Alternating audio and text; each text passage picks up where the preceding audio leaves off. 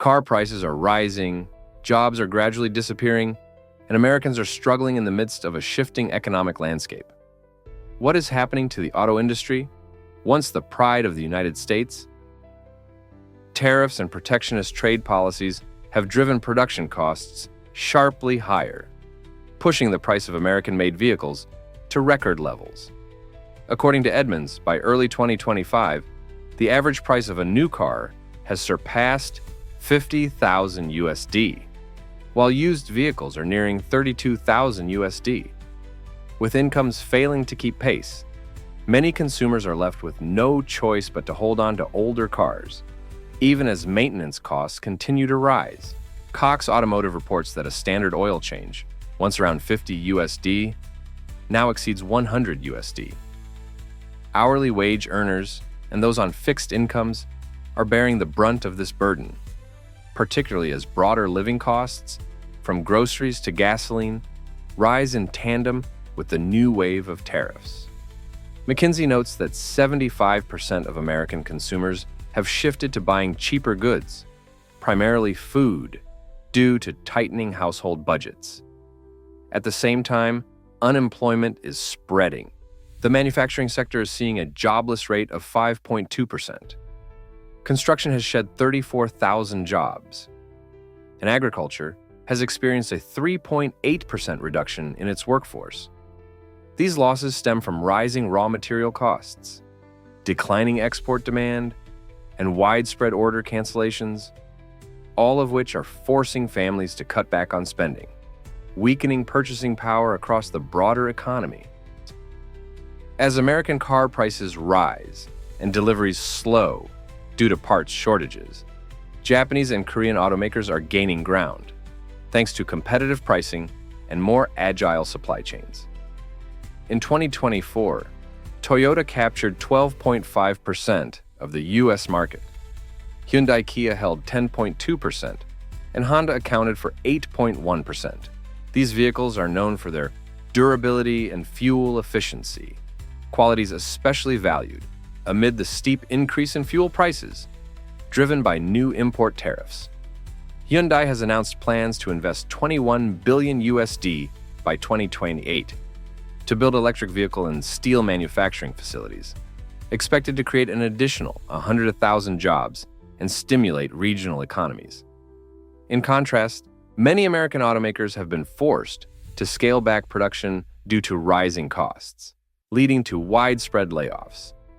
This has reduced consumer access to domestic models, while further pushing up the price of American-made cars.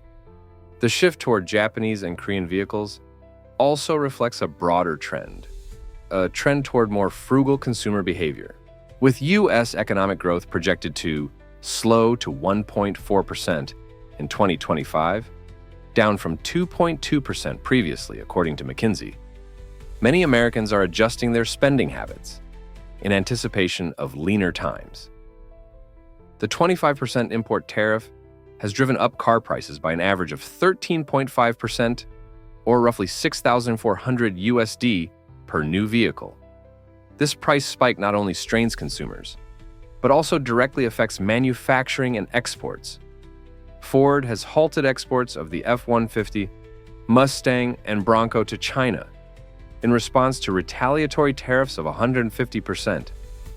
Stellantis has laid off 900 workers across 5 plants, while Volvo has announced job cuts ranging from 550 to 800 positions.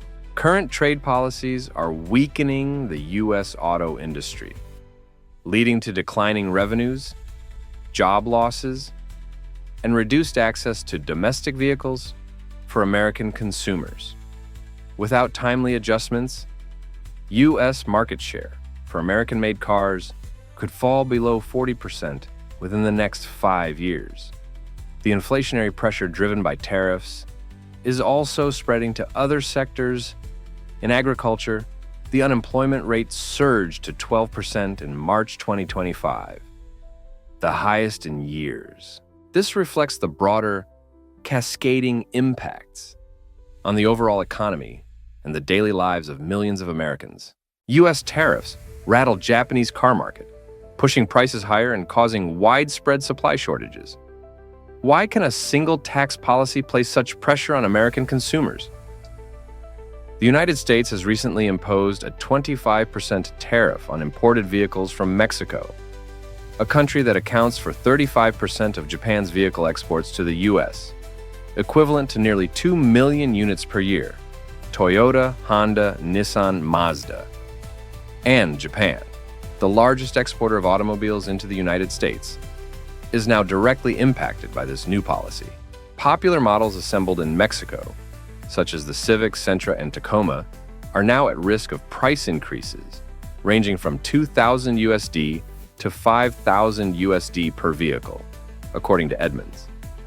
American consumers may lose access to Japanese vehicles known for their fuel efficiency, reliability, and affordability, a development that particularly affects first-time car buyers and middle-income households. While the tariff policy is intended to support domestic manufacturing, it also disrupts the Japan-Mexico U.S. supply chain, shifting the financial burden to consumers. In response to the recent U.S. tariff measures, Japanese automakers are undertaking significant restructuring of their supply chains, a necessary shift, the one that is resulting in noticeable disruptions for everyday consumers. Honda is relocating production of the Civic from Mexico to the state of Indiana, investing $700 million USD in the process. Nissan has suspended orders for the Kicks and Sentra models assembled in Mexico, affecting up to 30,000 pending deliveries. Meanwhile, Mazda has accepted a loss of $100 million USD in the first quarter of 2025 to maintain vehicle prices and retain its customer base amid a volatile market. Manufacturers are also gradually moving production to the United States, Southeast Asia, and South America. However, this shift has led to the temporary disappearance of many vehicles priced under $25,000 USD, a category especially important to first-time car buyers and individuals relying on affordable transportation for work. The average wait time for vehicle delivery has extended to between 3 and 6 months, creating challenges for users who depend on personal vehicles for daily needs and professional obligations. The reduced availability of new vehicles has led to a sharp increase in the used car market, reflecting the supply-demand imbalance triggered by the recent tariff shock and placing a clear financial strain on average consumers, many of whom now find it difficult to access both new and used vehicles. Prices for pre-owned Japanese cars have increased by 12 to 20%. For example, the price of a 2021 Civic has risen from $19,000 USD to $22,500 USD, according to Kelley Blue Book, April 2025. Dealerships are shifting focus to used vehicles in an effort to maintain sales volume. At the same time, however, banks have tightened credit conditions. Auto loan approval rates have declined from 78% to just 62%, and rising interest rates mean higher down payment requirements and reduced loan limits. As a result, many consumers have found themselves turning to domestic models, lower-priced electric vehicles, or even rental options, even if these choices do not align with their original preferences. A shift in long-established car buying habits.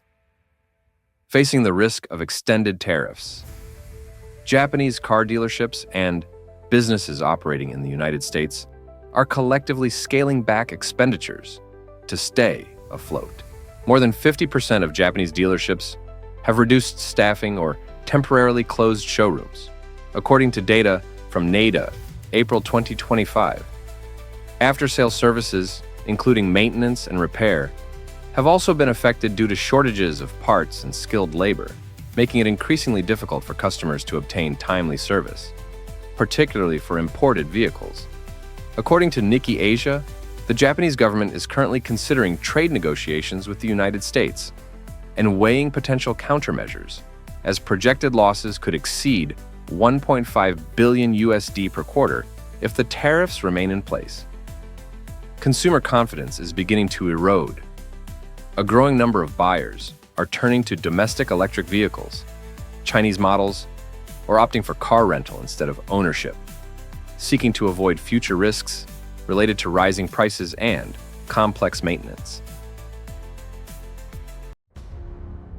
China has made unexpected progress in semiconductor manufacturing, producing millions of advanced chips. Without relying on Western equipment, what is truly unfolding behind this strategic leap? In the face of tightened export controls on lithography equipment from the Netherlands and Taiwan, China has shifted its strategy, focusing on domestic semiconductor development.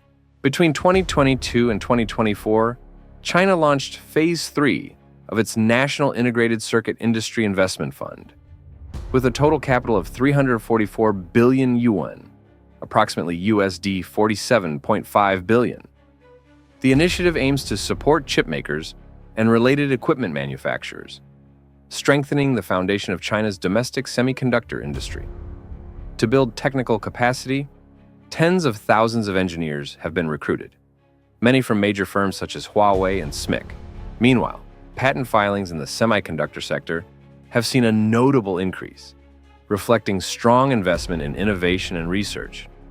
Data from China's General Administration of Customs reveals that in 2023, the value of integrated circuit imports declined by 10.8%, with import volumes down 15.4% compared to the previous year. Chinese companies have made headway in lithography equipment development, with the domestic sector projected to account for over 18% of the global market share in 2024. In March 2025, Shenzhen-based SciCarrier announced the development of a customized deep ultraviolet (DUV) lithography technology, enabling the production of sub-7 nanometer chips without relying on extreme ultraviolet EUV systems. This innovation uses multi-layer patterning and AI-driven process optimization to enhance efficiency and reduce production costs. In Q1 2025, China manufactured approximately 2.3 million 7nm chips, marking a major milestone in its push for a self-reliant semiconductor supply chain. Back in 2023, Huawei released the Mate 60 Pro, powered by the domestically produced Kirin 9000's chip, built using DUV technology. SMIC is currently testing 5nm production processes and aims to reach 3nm capabilities soon, leveraging quad patterning techniques and AI optimization to overcome current equipment constraints. ASML, the world's leading lithography equipment supplier, reported that sales in China accounted for 27% of its total system revenue in Q1 2025. Meanwhile, NVIDIA stated that newly imposed U.S. export restrictions on its H20 AI chips could result in an estimated $5.5 billion revenue loss, citing limited access to the Chinese market, one of the company's largest. According to a report by SEMI, China is projected to remain the world's top investor in semiconductor manufacturing equipment. Surpassing traditional industry leaders like Taiwan and South Korea, China is also expanding production of mature node chips, which are expected to account for roughly 28% of global supply by 2025.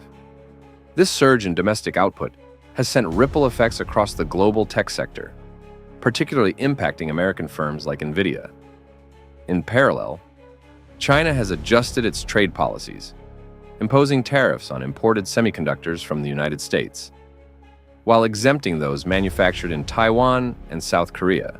This approach aims to mitigate disruptions in global supply chains and maintain cooperative trade relations with key partners. With Beijing tightening U.S. dollar transactions and Spain turning toward closer cooperation with China, the global trade order faces a new inflection point. Is the United States losing influence in a game it started with historic tariffs? According to Bloomberg, April 2025, as trade frictions with the United States intensify, China has directed major banks to limit purchases of U.S. dollars. This move reflects a declining need for the dollar in bilateral trade with the U.S. and aims to reduce reliance on the global reserve currency, while supporting the Chinese yuan, CNY, amid exchange rate adjustments. At the same time, Reuters reports that China is pursuing a controlled depreciation of the yuan to stimulate exports and counter the U.S.'s new 145% tariff, the highest since 1907. Spain has signaled a clear intention to deepen economic ties with China. In an April 2025 address, Prime Minister Pedro Sánchez stated, "No country wins a trade war. The greatest burden falls on workers and the middle class." Data from Spain's Ministry of Economy and the National Statistics Institute, INE, shows a trade deficit of $31 billion with China, primarily driven by imports of intermediate goods such as electronic components, machinery, industrial plastics, and chemicals, all critical inputs for Spain's manufacturing sector. As reported by El País and the South China Morning Post, Chinese automaker BYD has announced an additional $3 billion investment in Spain, bringing total Chinese investment in the country's automotive sector to $10 billion. The new funds will finance an electric vehicle and battery plant in Valencia, expected to create thousands of jobs and accelerate green technology development across Europe. Spain currently boasts the highest automobile productivity rate in the European Union, producing 13 cars per worker annually, compared to the EU average of 5, according to ACA 2024. Combining Spain's production efficiency with China's advanced EV platforms offers a promising competitive edge for both domestic and export markets.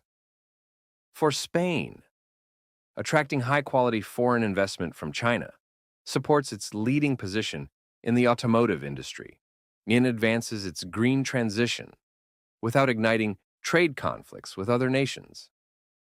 10-year U.S. Treasury yields are hovering around 4.3%.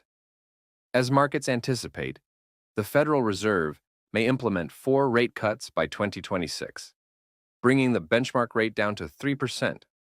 J.P. Morgan analysts, April 2025, warn of a possible U.S. recession this year, projecting unemployment to rise to 5.3%, while core inflation remains elevated at 4.4%.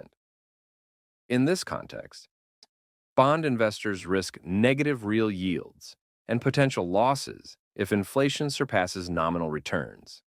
Although protectionist tax measures may offer short-term gains for domestic industries, they've triggered cautious responses in financial markets.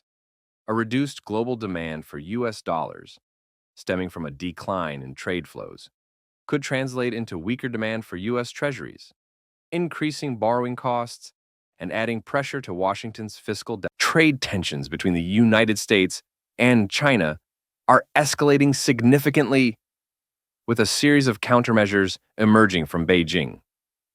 The question now arises, what will China do next to navigate and potentially reshape the global trade landscape? During the early phase of the U.S.-China trade war, 2018 to 2019, when the Trump administration imposed a 10% tariff on Chinese goods, Beijing expressed strong dissatisfaction.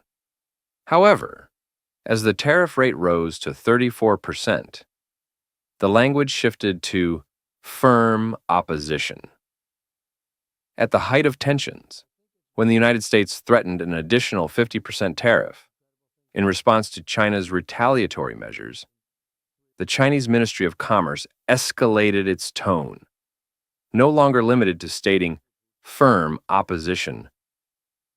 The ministry described the move as a mistake on top of a mistake, and even used terminology equivalent to extortion, a term rarely employed in official discourse. According to the Peterson Institute for International Economics, 2024, China has implemented a wide range of large-scale retaliatory measures. At the peak of the tensions, China imposed tariffs as high as 84% on a variety of U.S. imports, including energy products, agricultural goods, and consumer items.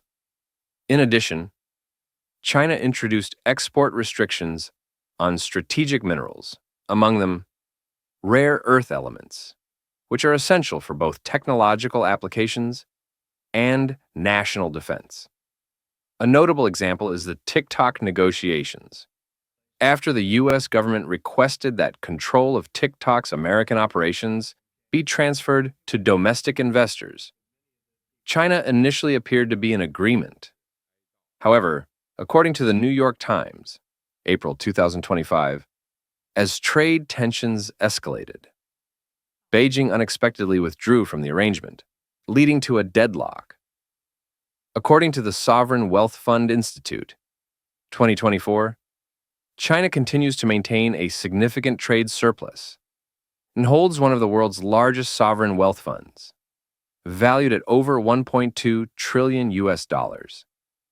In response to the United States raising cumulative tariffs on Chinese goods to 100% within a few months, 2024 to 2025, the Chinese government introduced a direct support package aimed at stabilizing financial markets, as reported by Reuters. Specifically, the People's Bank of China, PBOC, injected credit into enterprises operating in sectors affected by the tariffs. State-owned funds purchased listed shares to curb the sharp decline in the stock market. As a result, China's financial market, which had experienced a steep drop in early April 2025, stabilized and showed modest recovery in the following sessions. China is actively engaging in international forums to promote its image as a stable economic partner that refrains from interfering in the internal affairs of other countries, while upholding the principles of equality, multipolarity, and mutually beneficial cooperation. According to the South China Morning Post, at the Munich Security Conference in February 2025, China's representatives delivered a four-point message: ensure equal treatment among nations, adhere to international law, promote multilateralism, encourage openness, and the sharing of economic benefits. In addition, China is leveraging its stance of non-conditionality, not linking cooperation to human rights, environmental commitments, or institutional reforms, to appeal to developing countries. These nations often face large capital needs, but may be reluctant to accept pressure from Western powers. China is using soft power and its economic strengths to develop a global network of partners, with a strong emphasis on pragmatism and long-term commitment. However, developments in the South China Sea and the Taiwan issue may influence the level of trust China aims to foster on the world stage.